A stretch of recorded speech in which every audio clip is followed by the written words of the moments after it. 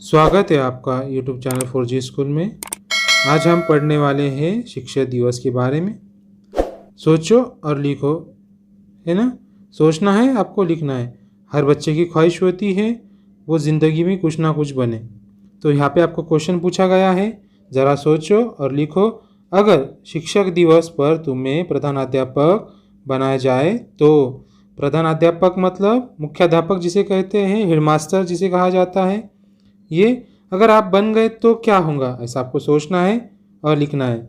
इसके अलावा आप इस तरह से भी लिख सकते हैं, अगर आपने प्रधान अध्यापक बन के कौन सी जिम्मेदारियां निभाई या क्या क्या किया स्कूल के अंदर या विद्यालय में, आप वो भी अपने हिसाब से लिख सकते हैं।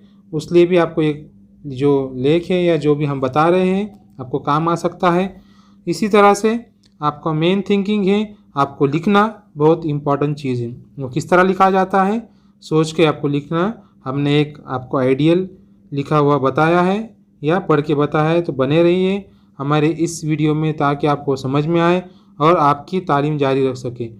इस वीडियो को लाइक कीजिए, हमारे चैनल को सब्सक्राइब कीजिए और ज़्यादा से ज़्यादा अपने दोस्तों में शेयर कीजिए। चलते हैं वीडियो की ओर।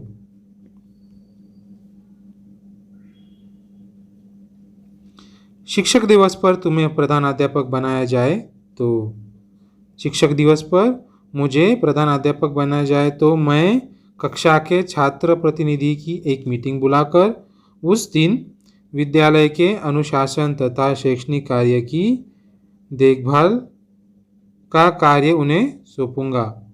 कक्षा के छात्र प्रतिनिधि विद्यालय के अनुशासन की देखभाल करेंगे तथा प्रत्येक कक्षा के विषय नियुक्त शिक्षक अपने अपने विषय का अध्यापन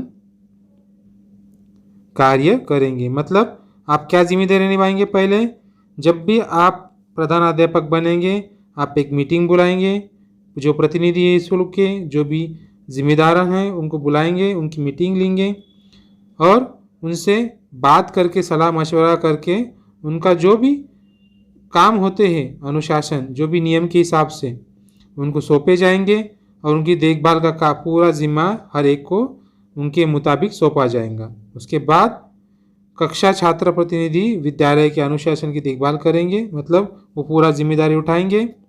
और प्रत्येक कक्षा के विषय नियुक्त शिक्षक, मतलब जिस तरह टीचर आपको अलग अलग सब्जेक्ट पढ़ाते हैं या जो भी टीचर आपके क्लास में आते हैं आपको सब्जेक्ट पढ़ाते हैं, उनको अपने अपने विषय अध्यापन करने का कार्य भी आप दे देंगे। मतलब आपको क्या पढ़ाना है ये वो उनको समझा देंगे।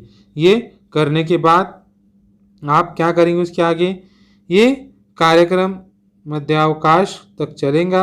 मतलब ये जो सब कार्यक्रम हैं जो स्कूल का तरतीब होती है, स्कूल भरना, स्कूल भरे बाद प्रधानाध्यापक का जो आना, उनका रहनुमाई में आपकी नज़म जो भी होती है और उसके बाद में क्लास में चल जाना। मध्यावकाश के बाद मेरी देखरेख में सभी कक्षाएं हाल में एकत्र होंगी।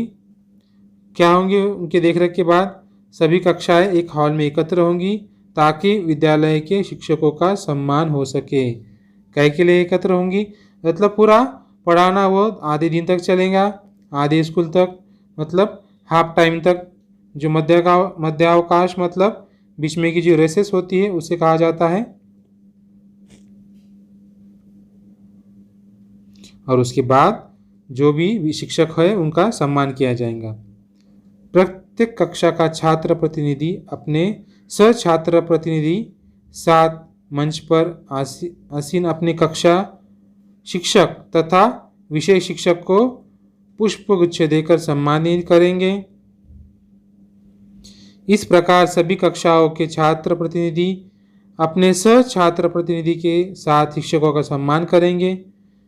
मतलब जो भी टीचर है उनका आप सम्मान करने वाले हैं, विषय शिक्षक हो या कक्षा शिक्षक हो, ये सब आप उनका पुष्पगुच्छ देकर उनका स्वागत करेंगे, सम्मान करेंगे, उनके कार्य की सराहना करेंगे।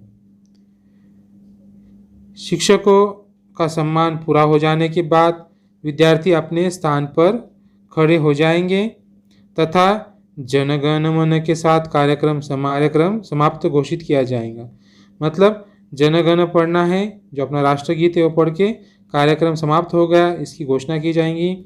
विद्यार्थी अपने अपने घर जाएंगे तथा मैं भी अपने साथियों के साथ घर जाऊंगा। हर जो क्लास के विद्यार्थी है अपने साथ अपने घरे चल जाएंगे और मैं भी अपने साथियों के साथ घर चला जाऊंगा। इस तरह से आप अपनी जो प्रधान अध्यापक है बनने के बाद अपनी जिम्मेदारी निभाएंगे।